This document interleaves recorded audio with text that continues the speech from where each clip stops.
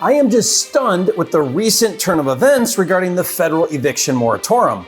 I just released a video explaining how the federal ban on evictions ended July 31st and how after 16 months of tenants living rent-free, landlords could finally evict for non-payment and take possession of their properties. But then on August 3rd, just 3 days after the eviction moratorium ended, without the approval of Congress and against a recent Supreme Court ruling, the CDC under Biden just announced a new 60-day ban on evictions until October 3rd. This 60-day eviction moratorium technically is not an extension of the old ban, but rather a new ban that is just restricted to, quote, counties experiencing high rates of community transmission level of COVID as defined by the CDC. Well, what does that mean? Well, the CDC put out a link with all of the counties this ban would include, and it covers about 90% of renters in the country. So in other words, it's pretty much the same thing as the previous moratorium. By the way, if you own rental properties and would like to see if your county is included in the ban, I'll put that link in the description box below for you.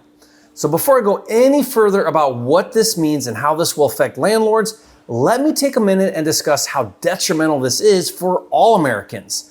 The Centers for Disease Control and Prevention, also known as CDC, is the National Public Health Agency of the United States. It's a federal agency under the Department of Health and Human Services. Under Trump, the CDC issued a national ban on evictions, and then under Biden, the CDC continued with extending the eviction moratoriums for a total of 16 months, and now the CDC issued this new ban until October 3rd. And keep in mind, this is a big deal. The CDC order states if a landlord violates the eviction moratorium, he is subject to criminal penalties, including fines and jail time. The problem here is the CDC is an agency and does not have the authority to issue policy or pass legislation. But under the guise of COVID, Trump and now Biden misused the CDC agency to pass law. Of course, this was challenged in several federal courts, and the Supreme Court ruled in late June that the CDC, in fact, does not have the authority to pass a federal eviction moratorium. The Supreme Court, which let me remind you is the highest court in the nation, ruled that an eviction moratorium has to come from Congress. When that ruling happened in late June, Biden himself acknowledged that his hands were tied and he could not extend the ban on evictions, that Congress had to do it. But when Congress sat on their thumbs and went on vacation instead and failed to vote and pass legislation, under extreme pressure, Biden caved and decided to ignore the Supreme Court and bypass congressional approval and use the CDC to issue this new 60-day ban. And speaking to reporters, President Biden said, quote, by the time it gets litigated, it will probably give some additional time. Wow. Now, I know this is a political discussion, but let's take the politics out for just a second. I don't care which political party you affiliate with. Trump and Biden both abuse their legal rights with the CDC. But this move by Biden throws our entire legal system right out the window. What is the point of the Supreme Court if the federal government doesn't have to follow its rulings? What is the point of Congress if the federal government can bypass them and enact laws without their approval? I don't care how you affiliate or whether you agree or disagree with banning evictions, there isn't a single argument you can make that justifies Biden's actions to do this. This move by Biden is illegal and unconstitutional, and if I were the Supreme Court, I would be furious. If I were Congress on either side, I would be livid. And we, the people who Congress is supposed to represent, should not allow this to happen. And guess what? The people are angry, and this new eviction ban may be short-lived.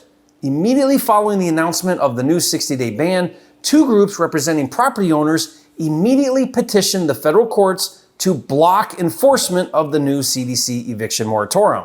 And the federal courts must be pissed off too, because they immediately filed suit that day against the CDC, stating they do not have the authority. Now, the CDC has until Friday morning to submit a response to the motion. But wait a minute, Jerry. Funds are available to pay landlords. True, last December, Congress appropriated $25 billion in assistance to renters in arrears. In March, lawmakers allocated another $21.5 billion. So the taxpayer can pay the rent, but only a small fraction of these funds, about $3 billion, have actually been distributed, even though state and federal governments have had about 8 months to operate the program.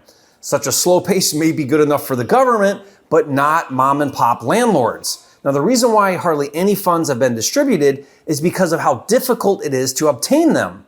The requirements vary depending on state and even local jurisdictions, and any application for relief must involve both the tenant and the landlord. Tenants must formally declare that they are unable to make payments in order to get the government money, which is then funneled through to the landlords. Landlords cannot request it alone. In some areas, they can help their tenants with the process, but in others, they may not. And what's the motivation for the tenant? It's not like the landlord can evict them or anything. But Jerry, what about all these renters who can't pay rent? Someone left a comment and accused me of not being Christian because I was against tenants living rent-free at the expense of landlords. But the reality is these eviction bans hurt more than help renters in the long run. Here's why.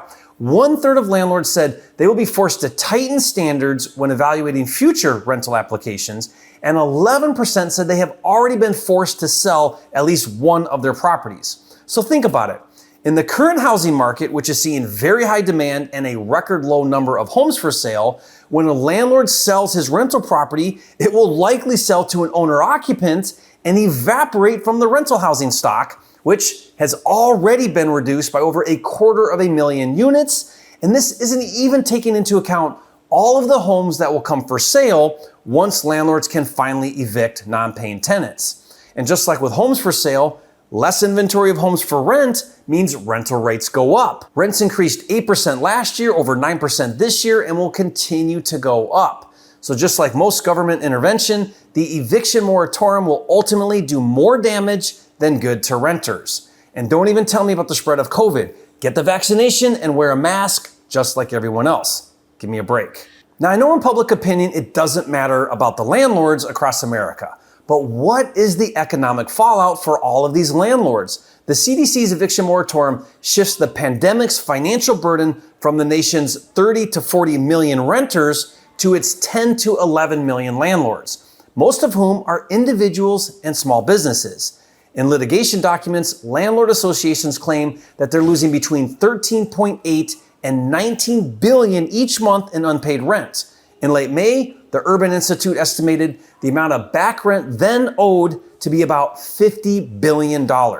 Now, like I mentioned in the previous video, I think there's going to be an opportunity in coming weeks and months to buy distressed properties from these tired landlords. Many of these properties are going to be in disrepair since tenants have been living in them for now over 16 months rent-free. Many of these landlords are in major financial hardship and they don't have the means or the desire to fix them up and will be looking to sell them quickly, as is, and for all cash. That means if you're a real estate investor looking for properties to purchase, then absentee owners are who you want to target. And you can get access to a list of absentee owners in your market using my Flipster system.